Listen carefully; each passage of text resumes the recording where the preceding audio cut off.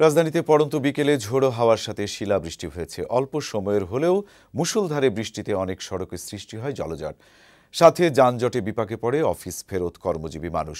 বনানীতে একটি পুরনো গাছ উপড়ে চাপা পড়ে একটি প্রাইভেট কার।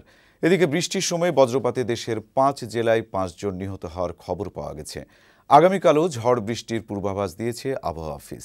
সাইদ খানের প্রতিবেদনে বিস্তারিত।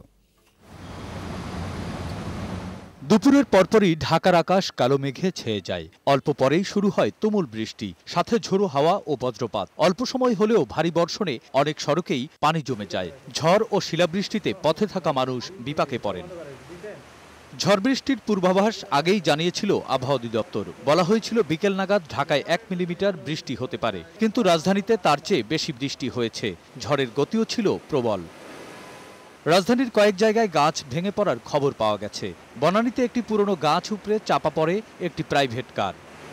দেশের বিভিন্ন স্থানে, বিশেষ করে রংপুর, সিলেট ও বরিশাল বিভাগে বৃষ্টি হয়েছে। তবে সমুদ্র বন্দরগুলোর জন্য কোনো সতর্ক সংকেত না থাকলেও নদী বন্দরগুলোর জন্য 2 নম্বর সতর্ক সংকেত দেখিয়ে যাওয়ার নির্দেশনা রয়েছে। এদিকে কালবৈশাখী ঝড়ের সাথে বজ্রপাতে ময়মনসিংহের হালুয়াঘাটে 1 জন, কিশোরগঞ্জ, চাঁদপুর, জামালপুর ও কুমিল্লায় 1 জন করে 5 জনের মৃত্যুর খবর পাওয়া গেছে। সাইদ খান, বৈশাখী সংবাদ, ঢাকা।